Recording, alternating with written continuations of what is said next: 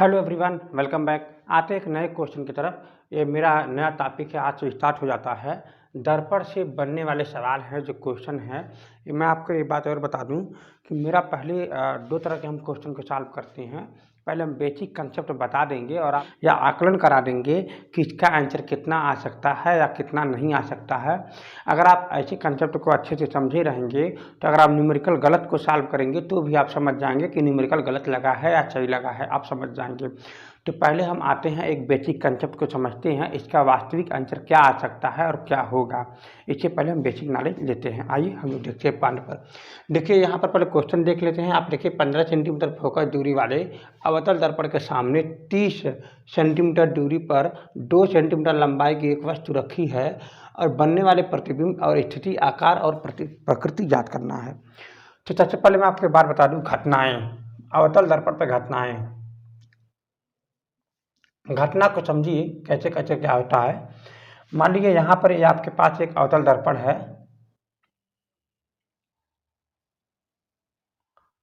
और ये इसका मुख्य अक्ष है। यहाँ पर आपका C है, यहाँ पर आपका F है। तो मैं आपको यही कहना चाह रहा हूँ कि जब वस्तु को हम अनंत पर रखे थे तो ये वस्तु बहुत बड़ा था ना, बहुत बड़ा था। तो इसका प्रतिबिंब कहाँ बनता था? फोकस पे बनता था। अरे हाँ या ना? तो हम बारीकी से हम ये कहना चाह रहे हैं कि ये हम मान लेते हैं A और यहाँ मान लेते हैं हम आपका B। तो इसका जो प्रतिबिंब बनता था वो ये पहली बात कहाँ पर था? ये अनंत पर। हाँ या ना? अनंत। तो इसका जो प्रतिबिंब बनता था वो कहाँ बनता था? फोकस पर बनता था, जिसकी लंबाई मानते थे A डॉट और ये B डॉट। अरे हाँ या ना? और ये फोकस पर ही है, ठीक है ना? ये कहाँ है? ये फोकस पर है। तो देखिएगा, जब हम अनंत और वक्रता केंद्र के बीच में जब लाते हैं, ध्यान से समझिएगा, जब अनंत और वक्रता केंद्र के बीच पर लाते हैं तो ये यहाँ पर वस्तु आ जाती है, ठीक है। अब इसकी लंबाई दे देते हैं C और ये D। चलिए यहाँ पर C माना गया है, इसलिए हम थोड़ा और मान लेते हैं D और ये F मान लेते हैं। तो इसका जो प्रतिबिंब बनता है ना वो आपका वक्रता केंद्र और फोकस के बीच में यहाँ बनता है, जो लेकिन इससे छोटा ही रहता है। तो इसको हम मान लेते हैं यहाँ पर D डैट और ये F डैट मान लेते हैं। बात को समझिएगा, क्या मान लेते हैं? F और डैट। जब हम यहाँ पर वक्रता केंद्र पर जब ला देते थे वस्तु को यहाँ पर, तो यहाँ पर देखिए A B हो गया, C D E F हो गया। अब यहाँ पर मान लेते हैं हम इसको E, यहाँ पर G मान लेते हैं। तो इसका मतलब यहाँ पर जो बनता था वो इसी पर बनता था, ये वक्रता केंद्र पर ही बनता था, लेकिन दोनों क्या थे? बराबर थे। देखिए ये इससे छोटा है, ये इससे बहुत छोटा है, मगर ये दोनों बराबर हो गए। तो इसकी लंबाई को मानेंगे E डॉट G डॉट। हाँ है ना? बात को समझिएगा, अगर हम वस्तु को हम AB लिए हैं तो इसका जो प्रतिबिंब लेंगे ना वो आपका A डॉट B डॉट लेंगे। हाँ है ना? अगर मैं प्रतिबिंब को D लिया है यहाँ पर तो F यहाँ पर है, तो इसका प्रतिबिंब जो हो जाएगा F डॉट, यहाँ पर सॉरी ये E नीचे हो जाएगा यहाँ पर ये। तो इसको समझ लो हम डॉट वाले में प्रतिबिंब लगाए हैं और इसको जो है वस्तु माने हैं। तो आपको हम यही कहना चाह रहे थे कि जगह बदलने पर जो प्रतिबिंब की स्थिति जो बदल रही है वो आपको बहुत बारीकी से समझा दिया गया है। तो यहाँ पर देखेंगे, जब हम वक्रता केंद्र के जब यहाँ पर बीच में लाते थे यहाँ पर, तो इसका प्रतिबिंब यहाँ बनता है, और जब इसकी फोकस पर लाते थे तो इसका प्रतिबिंब अनंत पर बनता है, फोकस वाले का। ये फोकस वाले का है और ये जो है इस वाले का है। तो जब हम प्रतिबिंब फोकस और पोल के बीच में लाते थे तो इसका प्रतिबिंब का यहाँ पर बनता था, जो आभासी हो जाता था। इधर क्या होता था? सब वास्तविक होता था। तो यही आपको इसमें थोड़ी सी लर्न रखना है, और आपको ये भी बात ध्यान रखना है, ये जब सेंटर पे होता है तो ये दोनों बराबर होते हैं और वस्तु की एकदम एक ही स्थान पे बनता है।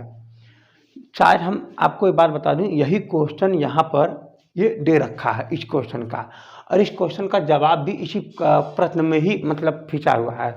इस क्वेश्चन का आंसर जो है इसी प्रश्न में ही है। तो अगर आप सॉल्व कर रहे हो, अगर आंसर गलत आ जाता है तो आपको आकलन कर लेनी चाहिए कि मेरे न्यूमेरिकल जो है वो गलत लगा हुआ है। तो हम आते हैं कंसेप्ट पर समझने के लिए। मैं यहाँ पर आपको एक छोटी सी और एक बात बताना चाहूँगा कि आपको एक बात आपको ज़रूर ध्यान देना है कि जब कभी भी यहाँ पर ये आपका केंद्र है और यहाँ पर पोल है, इसको हम मान लीजिए इस मान r दिखाते हैं यहाँ से यहाँ तक की दूरी को, तो इसकी जो फोकस होती है ना, वो आपकी जो फोकस की जो दूरी होती है यहाँ से यहाँ तक, वो r की आधी होती है। तो यानी आप बोलेंगे r की जो आधी हो जाएगी वो आपका फोकस हो जाएगा। तो ये बात आपको समझना है, ठीक है। तो अब हम आते हैं न्यूमेरिकल कंसेप्ट।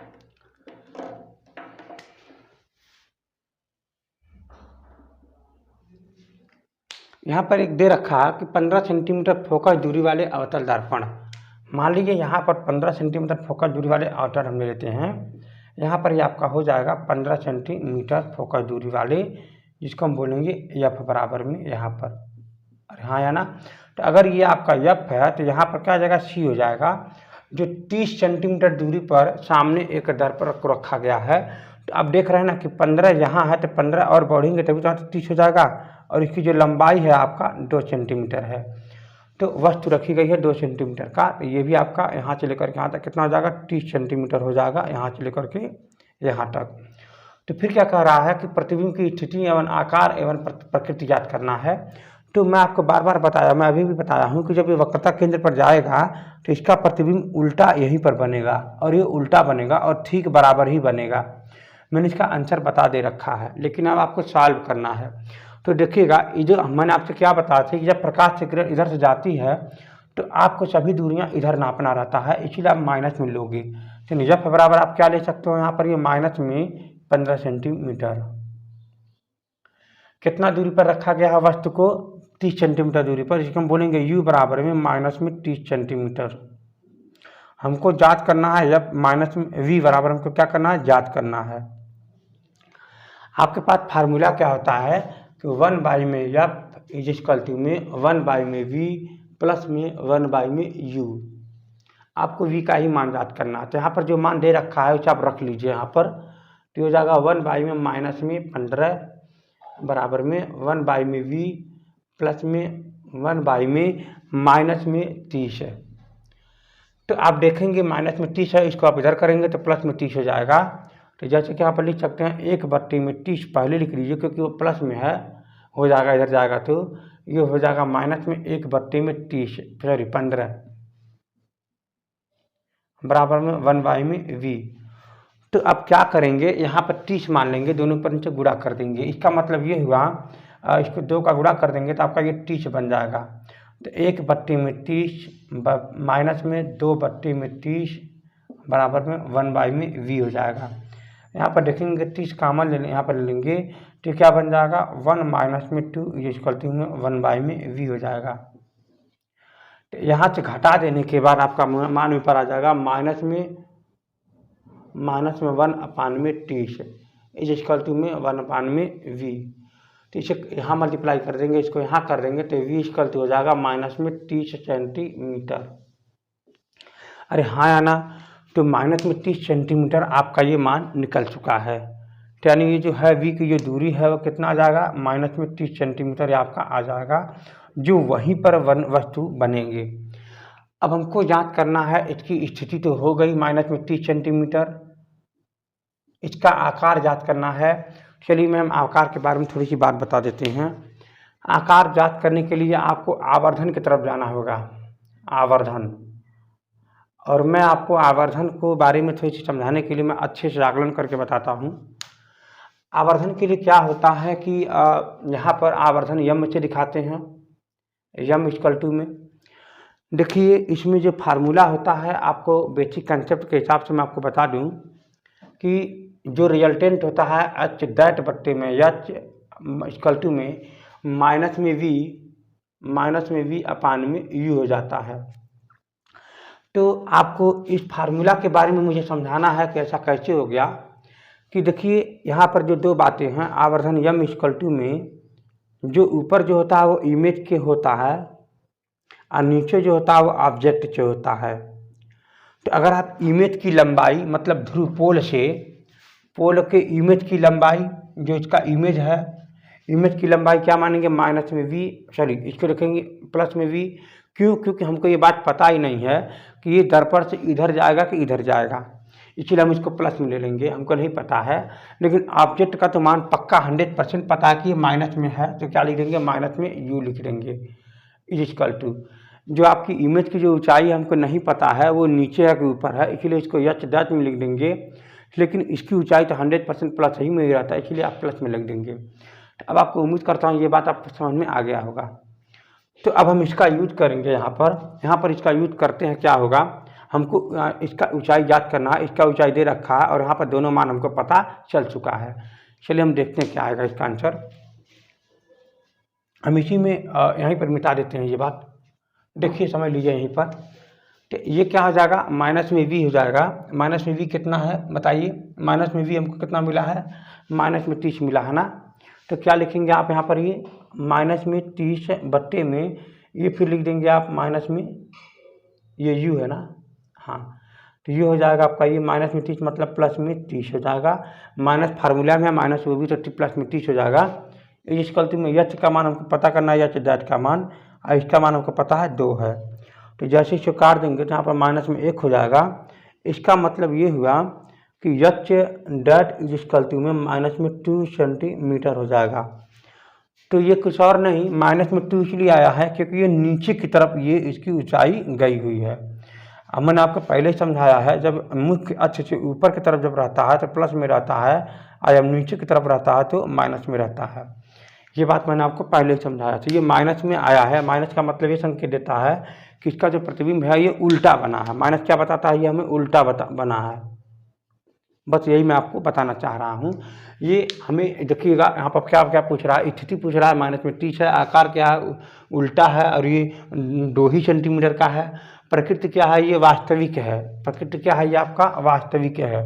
इधर बन रहा है ना, तो इसे क्या बोलेंगे, वास्तविक। इधर बनता तो क्या बनते, आभासी। तो मैं उम्मीद करता हूँ ये आपका क्या आ जाएगा, वास्तविक। ये यहाँ पर एक अगला क्वेश्चन दे रखा है कि 7 सेंटीमीटर साइज का कोई बिंब, 7 सेंटीमीटर साइज का कोई बिंब है, यानी वो आपका 7 सेंटीमीटर है। फिर क्या कहा, कोई बिंब 18 सेंटीमीटर फोकस दूरी वाले अवतल दर्पण के सामने रखा गया है, यानी एफ बराबर में 18 सेंटीमीटर फोकस दूरी के सामने रखा गया है। 27 दूरी दर्पण के सामने 27 सेंटीमीटर दूरी पर रखा गया है, यानी एफ बराबर में इतना फोकस हो गया और 27 दूरी पर रखा गया, माइनस में 27 सेंटीमीटर दे रखा है। उस वस्तु का स्पष्ट फोकस प्रतिबिंब प्राप्त किया जा सके, प्रतिबिंब की साइज और प्रकृति ज्ञात करना है। यानी आपको क्या ज्ञात करना है, प्रकृति ज्ञात करना है, साइज ज्ञात करना है। तो आपको इसकी स्थिति भी समझ लीजिए ज्ञात करना है, इसकी स्थिति भी याद करना है। तो मैं आपको एक बार बता दूं, इस सवालों का पहले फिगर बनाइए। यहाँ पर मान लीजिए दे रखा हुआ है, एक दर्पण दे रखा है, तो यहाँ पर दे रखे हैं दर्पण में कितना ऊंचाई है, 7 सेंटीमीटर। यहाँ पर पहले आप सेंटर मान लीजिए, यहाँ पर फोकस मान लीजिए।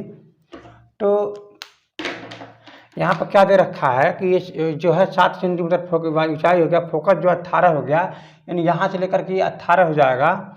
ये क्या करा, यूज करते हुए 18 दूनी 36, यानी ये कहीं न कहीं इसी के बीच में है। देखिएगा 18 दूना 36, यानी 36 ज़्यादा हो गया ना, तो 27 का कहीं न कहीं इसी के बीच में है ये। तो क्या, चलिए यहाँ पर लिख देता हूँ मैं 27 बना करके। ये आपका कोई ए हो गया, या आपका कोई बी हो गया। तो आपको ये बातें पता होनी चाहिए कि इसका प्रतिबिंब जो दर्पण,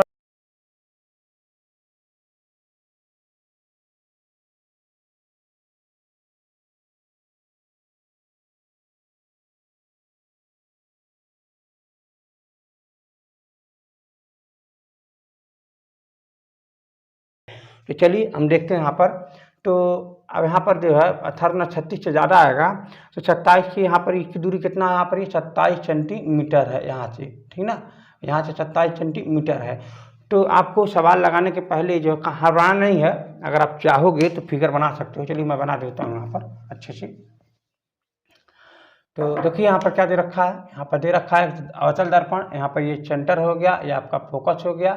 फोकस यहाँ पर 18 सेंटीमीटर दूरी है, यहाँ पर बीच में करा 27 सेंटीमीटर दूरी पर एक वस्तु रखा है, जो समांतर लाया, फोकस से गया, जो केंद्र पर लाया, तो इधर गया। तो देखिए यहीं पर मिल रहा है, हाँ या ना।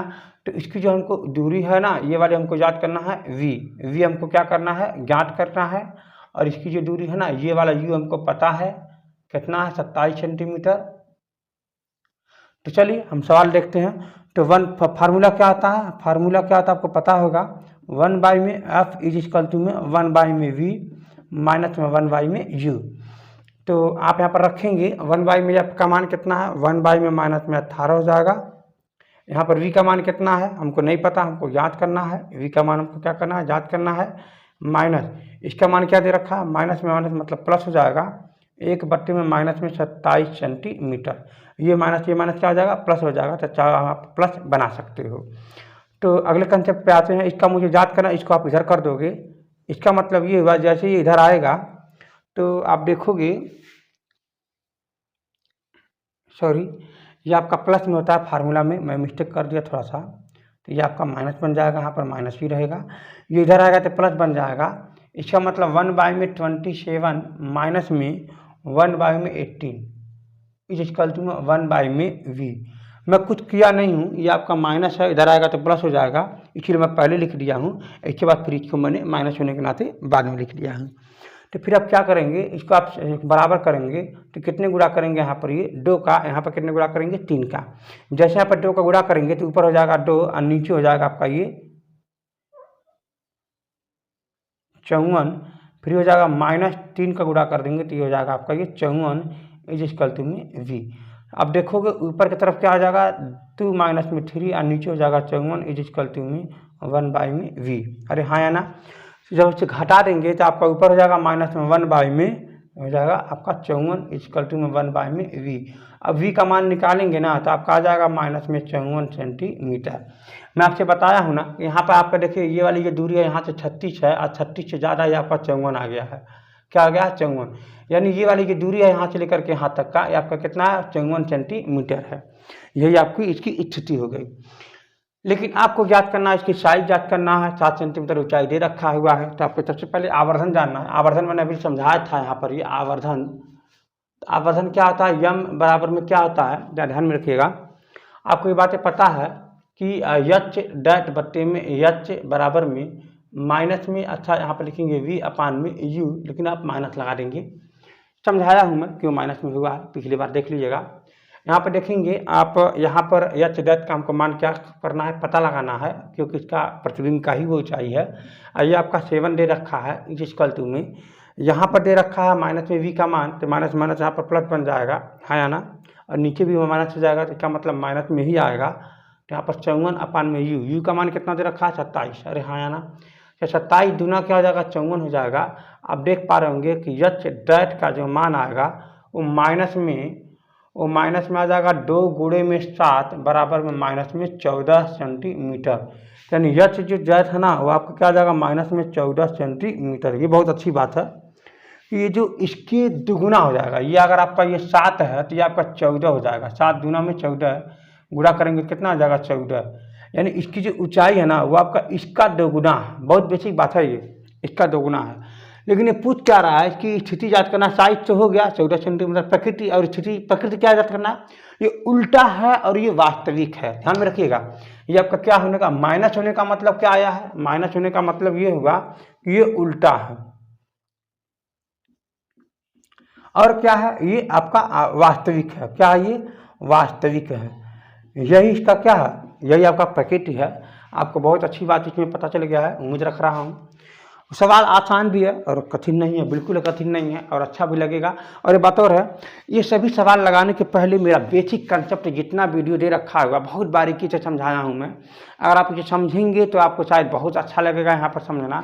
मैं उम्मीद करता हूँ कि आप वो वाली वीडियो देख करके ही आप यहाँ पर आए हैं, नहीं तो आपको बहुत परेशान करेगा, ये समझ में नहीं आएगा आपको। तो चलिए हम जो है आपको मैं बात करता हूँ, इस वीडियो को आप लाइक भी करिए और शेयर भी करिए और सब्सक्राइब भी करिए, ताकि मेरा जो है कुछ है इच्छा कर सके वीडियो बनाने का। नहीं तो आप मेरा इच्छा नहीं करेगा बनाने का तो कुछ फ़ायदा नहीं है। आप जब तक ये सब करेंगे नहीं तो अब मुझे भी अच्छा लगेगा, नहीं तो कुछ फ़ायदा नहीं। आप कमेंट भी करिए कि सर आपको कोई जो है ये हमको टॉपिक बताइए, ये बाकी है वो बाकी है। मैं वैसे भी क्लास 12 वालों का मैं फिजिक्स लेने वाला हूँ, जल्द ही आएगा क्लास 12 का फिजिक्स। तो चलिए आज के लिए सिर्फ इतना ही।